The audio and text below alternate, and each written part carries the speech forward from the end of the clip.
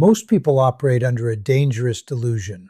They look at an empath, someone who feels deeply, speaks softly, and gives second, third, and fourth chances, and they mistake that hyper-attunement for weakness.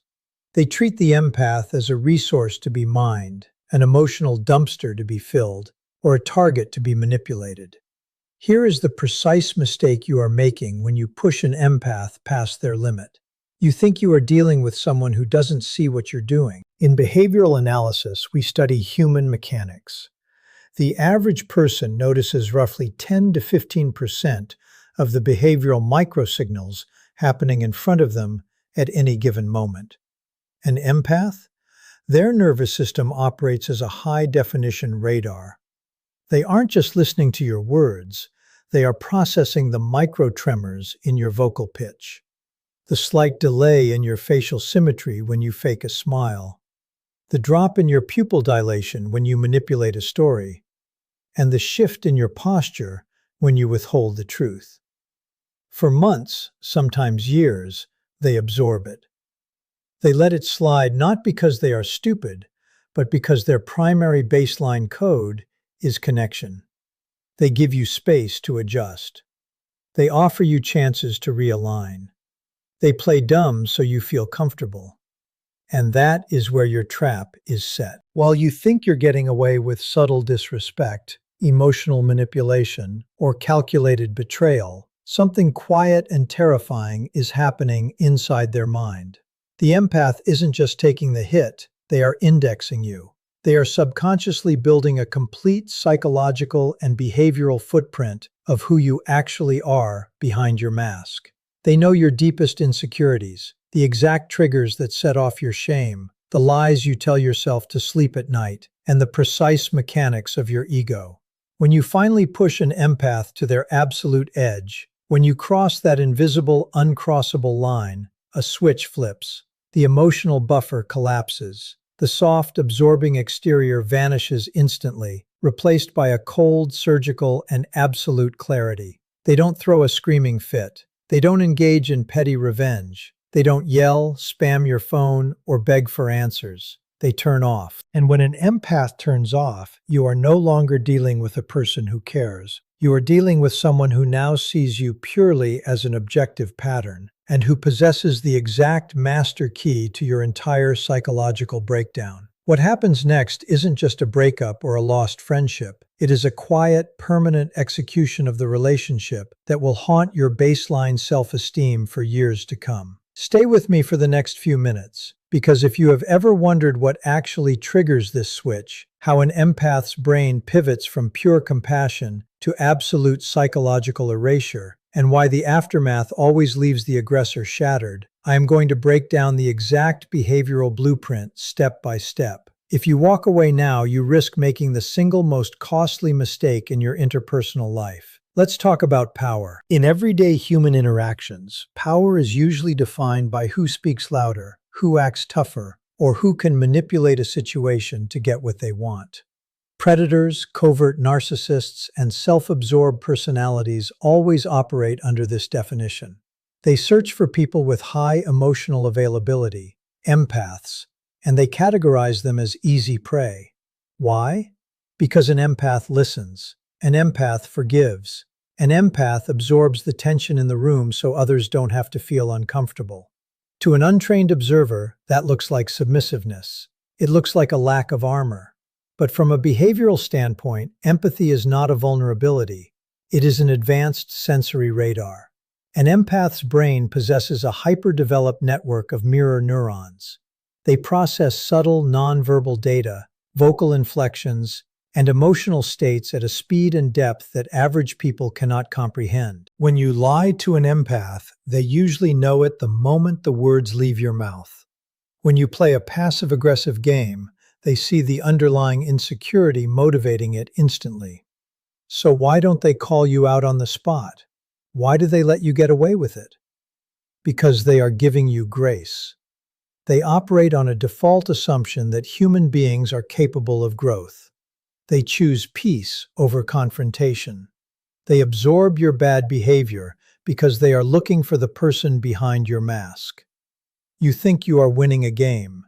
In reality, you are just burning through a limited bank account of grace that you didn't earn and cannot replenish. Here is what happens during the phase where you think you're taking advantage of them. Every time you break a promise, manipulate a boundary, or disrespect their presence, the empath's analytical machinery goes to work. They aren't seeking revenge, they are trying to solve a puzzle. They ask themselves, is this person safe? Is this person genuine? To answer that question, their brain quietly maps your behavioral baseline. They learn what makes you feel small. They identify the exact childhood wounds you are trying to hide behind your grandiosity. They see the precise insecurities that drive your need for control. They note every pattern of deceit, every subtle contradiction, and every weak point in your identity. Without realizing it, every time you hurt an empath, you are handing them the complete schematics to your emotional vulnerability. You are writing your own psychological diagnostic file and handing them the pen. And as long as they care about you, that information stays locked away in the vault of their compassion. They will never use it against you. They will protect you from your own flaws. Until you push them past the threshold, every empath has a line. It isn't a line built of anger or ego. It is a structural breaker inside their psychological architecture. When you cross that line, whether through one act of blatant betrayal or a cumulative toxic burn, the circuit trips. This is the exact moment people regret, because the transition is instantaneous, and it breaks every rule of human interaction you were expecting. You expect a fight. You expect crying, accusations, bargaining, or an explosion of rage. Why? Because rage means you still hold emotional real estate in their mind. Rage means they care.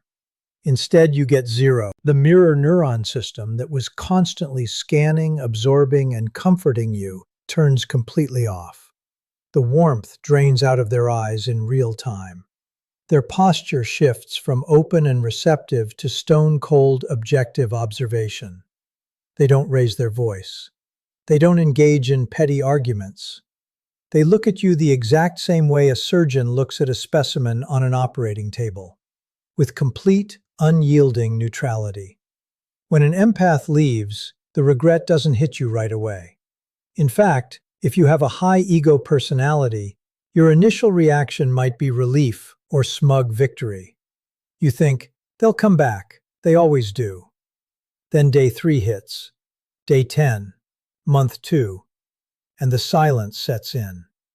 This is where the psychological recoil begins. For the entire duration of your relationship, that empath was serving as an emotional filter for your life. They absorbed your anxiety, validated your fragile ego, smoothed over your social friction, and reflected back a version of you that was better than you actually were. Now that filter is gone. Suddenly the cold air of your own internal reality hits you. Without their warmth shielding you, you are forced to look at your unvarnished self in the mirror. The insecurities you tried to bury come flooding back, but there is no one there to soothe them. The dynamic has shifted completely. You try to reach out. You send a text probing for a reaction. You look for a crack in the wall. When an empath has flipped, your messages don't provoke anger. They receive flat, polite, completely detached responses. Or silence. Not bitter silence designed to punish you, but genuine, effortless irrelevance. You realize with terrifying clarity that you are no longer a person to them. You have become a closed file. The regret that follows hurting an empath is unique because it is clean. When someone attacks you back, you can justify your actions. You can tell yourself, see, they were toxic too. You can build a narrative where you are the victim. But when an empath walks away after giving you everything, you are left alone with the absolute truth of what you did. You cannot spin it. You cannot frame them as the villain, because their quiet, dignified exit leaves no collateral damage for you to point at. You are left standing in an empty room, holding the broken pieces of a dynamic that was keeping your own fragile world together. So if you have an empath in your life right now, someone who gives you the benefit of the doubt, who sees through your flaws and chooses to stay anyway, Understand this: their patience is not infinite, their kindness is not stupidity, and their soft exterior is supported by a quiet, unbreakable backbone. Treat them with respect, or prepare to learn just how terrifyingly quiet the world becomes when they decide you no longer exist. Most people operate under a dangerous delusion when they evaluate human strength. They look at someone who leads with empathy, someone who actively chooses softness, listens without interrupting, and offers second, third, and fourth chances, and they make a catastrophic tactical miscalculation. They register that hyper-attunement as a weakness. They assume that because a person is patient, they must also be passive, ignorant, or easily manipulated. What they fail to realize is that an empath's softness is not a lack of armor. It is a conscious, highly sophisticated choice. Empaths do not lack boundaries because they are incapable of setting them. They delay boundary enforcement because their baseline operating system is hardwired for genuine human connection.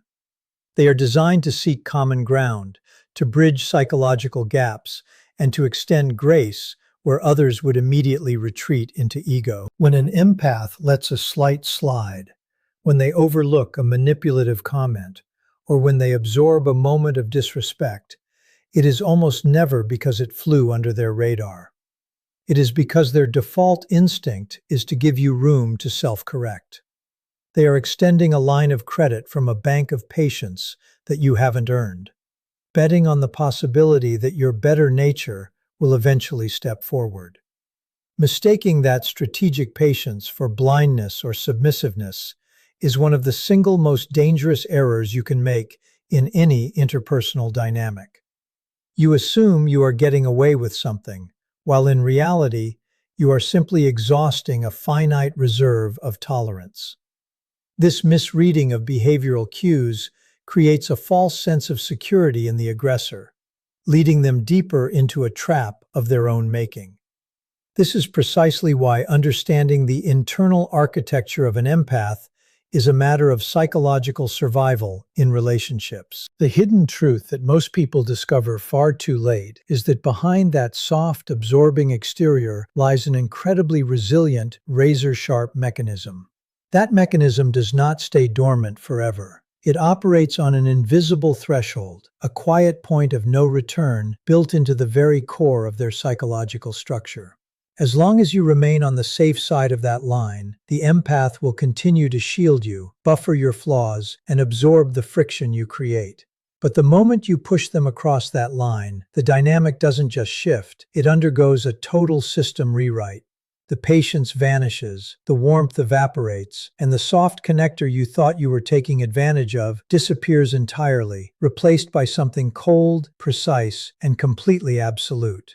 If you walk away from understanding this mechanic, you leave yourself exposed to making a permanent, unfixable mistake with the very people who offer the highest value in your life. When you treat an empath poorly, you fall into a comforting lie. You tell yourself that because they aren't confronting you, you must be getting away with it. You watch them absorb a backhanded compliment, brush off a broken promise, or quiet their own voice to accommodate your moods, and your ego chalks it up as a victory. But while you are congratulating yourself on your stealth, a far more sophisticated, silent operation is taking place right beneath your nose. An empath in a toxic dynamic is not helpless. They are actively, subconsciously indexing you. Their nervous system operates as a relentless data collection engine, continuously scanning, processing, and cataloging every single behavioral microsignal you put out. They notice the precise shift in your vocal tone when you pivot to a lie. They spot the micro-expression of contempt that flashes across your eyes before you fix your face into a smile. They feel the exact drop in your emotional presence when you prepare to withhold affection as a weapon. They are not doing this out of malice or calculated paranoia. Their hyper-attuned mirror neurons are simply hardwired to map the truth of their environment. Every time you display a flash of unearned grandiosity, passive aggressiveness, or subtle disrespect, The empath quietly files that information away into your psychological blueprint. They observe the precise triggers that send you into a defensive rage, the deep-seated childhood insecurities you attempt to mask with arrogance, and the exact lies you tell yourself to maintain your fragile self-image. You think you are managing their perception of you, but in reality, you are handing them the raw blueprint of your entire psychological vulnerability. You are writing your own diagnostic file and personally handing them the pen. What makes this phase so deceptive and ultimately so dangerous for the aggressor is that as long as the empath's compassion remains engaged, that index stays strictly locked in the vault of their patience. They will actually use their knowledge of your deep-seated flaws to protect you from yourself, making excuses for your behavior and insulating your ego from the harsh reality of your own actions. They actively protect your dignity even as you attempt to strip away theirs. This creates an enormous false sense of superiority in the person taking advantage of them. You begin to believe that your cover is impenetrable and that your control over the dynamic is absolute. You fail to realize that every act of mistreatment isn't just an isolated incident that gets swept under the rug. It is a permanent entry in a growing ledger of your true character. You are constantly building the exact case against yourself that will eventually be used to decommission the relationship. The empath doesn't need to stalk your phone, hire an investigator, or trap you in a debate, because you are voluntarily exposing every flaw, every security leak, and every moral compromise in your identity every single day. You are actively laying the dynamite around the foundations of your own standing in their life, blissfully unaware that the passive spectator watching you work is the only person who holds the match. The transition from unconditional warmth to absolute detachment in an empath does not follow the predictable gradual decay of a standard relationship breakdown. Most people expect a slow erosion characterized by endless arguments, tearful confrontations, passive-aggressive spite, or explosive ultimatums. Those reactions, while uncomfortable, are fundamentally reassuring to an aggressor because they signal ongoing emotional investment. Anger, distress, and pleading are clear indicators that the mirror neuron connection is still active, that the empath is still emotionally engaged, and that their focus remains locked onto you. But when an empath crosses their internal, non-negotiable threshold, those rules cease to apply, and the psychological landscape undergoes a sudden, radical shift known as the silent flip. In a single microsecond, the emotional buffer completely collapses and the system trips. There is no dramatic scene, no raised voice, and no lingering resentment. There is simply an instantaneous, systematic shutdown of their empathy toward you. The biological and psychological machinery that was constantly scanning, absorbing, comforting, and accommodating your emotional state shuts off entirely. The mirror neurons disengage, cutting the invisible tether that allowed you to manipulate their emotions or rely on their softness as a buffer for your own ego. What makes this shift so profoundly jarring is the sheer velocity and absolute nature of the transformation. You go from interacting with a person who treated your feelings with delicate care to standing in front of someone who views you with the flat, unyielding neutrality of a complete stranger.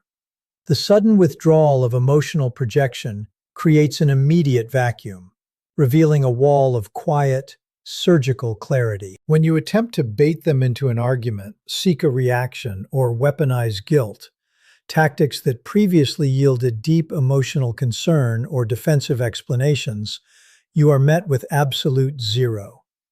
The eye contact remains, but the warmth behind it has completely vanished, replaced by an objective, distant observation that treats your behavior not as an attack, but as an irrelevant, predictable pattern. You realize in real time that you are no longer dealing with someone who cares enough to fix the situation or salvage your connection. The soft, absorbing surface that took the hit for your bad behavior has been replaced by a dense, unreflective barrier that gives you nothing back to work with. The dynamic flips from one where you held leverage through emotional manipulation to one where you are completely stranded without an audience. There is no warning shot, no second chance, and no room for negotiation, because the shift isn't a strategy designed to win a fight or teach you a lesson. It is a permanent structural extinction of the emotional bridge between two minds. Once the switch flips and the empath walks away, the initial reaction from the person who mistreated them is almost always a sense of false victory or quiet relief. If you operate from a place of ego, your default assumption is that you have won the power struggle, that the empath will eventually break down, experience regret, and come crawling back to seek validation or closure. But as the days turn into weeks, that illusion of control begins to disintegrate, replaced by a deep, disorienting psychological recoil known as the mirror effect. During the entire length of your connection, the empath acted as an emotional insulator and a specialized buffer for your identity.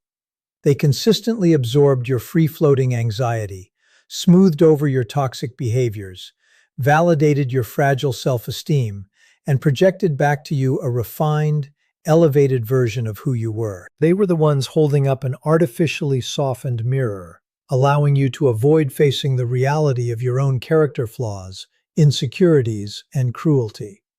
When that empath abruptly withdraws their presence, that protective filter vanishes along with them. Suddenly, the artificial light goes out, and you are left completely alone in a room made of plain, unvarnished glass. Without the empath's warmth to cushion your fall, every toxic pattern, lie, and manipulation you relied on comes rebounding back directly onto you. The cold, unyielding reality of who you actually are without their grace hits you like a physical force. You begin to experience an acute form of emotional withdrawal because you didn't just lose a person, you lost your primary source of psychological oxygen. In a desperate attempt to regain your balance and test your former leverage, you inevitably try to initiate contact. You send a carefully crafted message, leave a vague comment, or drop a subtle provocation designed to trigger a reaction, hoping to see a flash of anger, hurt, or nostalgia, anything that proves you still occupy space in their mind.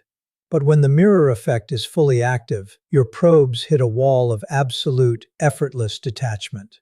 You don't receive an outburst or a bitter defense that you can use to frame yourself as the victim. Instead, you are met with flat, polite, completely hollow responses, or an absolute, unbothered silence. The mirror returns nothing back to you except the precise reflection of your own desperation and irrelevance. The realization sets in that the empath isn't using silence as a petty game or a passive-aggressive tactic to punish you. They have simply moved past the need to engage with your pattern. This creates an intense psychological loop where the ego, deprived of its usual supply, begins to feed on itself. The very insecurities you tried so hard to project onto the empath are now trapped inside your own mind with no outlet. You are forced to replay your actions without the comforting narrative that you were in control, slowly realizing that every move you made to weaken them was actually weakening your own standing. The silence of the empath becomes a permanent spotlight shining directly on your deepest flaws, turning your own toxic habits into an unbearable weight that you now have to carry entirely by yourself. The regret that follows crossing the final boundary with an empath is unlike the remorse experienced in standard relationship breakdowns, because it is entirely clean, absolute, and unfixable. In typical interpersonal conflicts, even the most toxic individuals can find ways to protect their ego and rewrite the narrative. When a partner or friend lashes out in anger, hurls insults, engages in petty revenge, or desperate social warfare, it gives the aggressor instant material to work with. They can point to that reactive behavior, frame the other person as crazy, dramatic, or equally toxic, and build a comforting story where both sides were at fault or where they themselves were the true victim.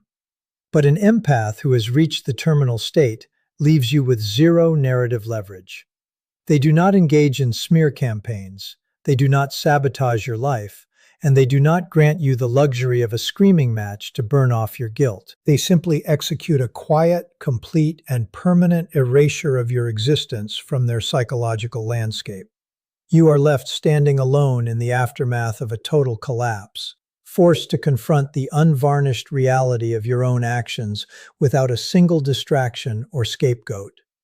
The true weight of this erasure is not rooted in hatred, because hatred is still an active emotional investment that requires energy, focus, and mental space. The final state of an empath is absolute indifference, a state where you are not loathed, but rendered completely, profoundly irrelevant. You realize with sickening clarity that you have been moved out of the category of a person who matters and into the background noise of their past.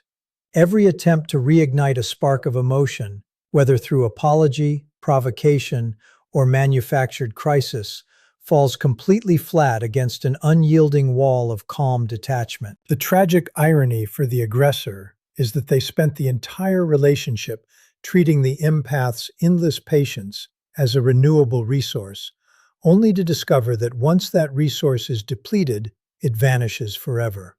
You are forced to live with the knowledge that you personally dismantled a connection built on unconditional grace, for reasons rooted entirely in short-sighted ego, control, or malice. The silence that fills the space where their warmth used to reside becomes a permanent feature of your emotional environment. It follows you into future interactions, subtly reminding you that when you were given the rare gift of someone who saw all your flaws and chose to love and protect you anyway, you mistook their mercy for weakness and drove them away. There is no appeal process, no second chance, and no path back into their world, because an empath's final departure is not a hot-headed decision made in a moment of passion, but a cool, logical conclusion reached after every other option was exhausted. You are left to carry the full, unmitigated weight of what you did, permanently locked out of the sanctuary they once provided.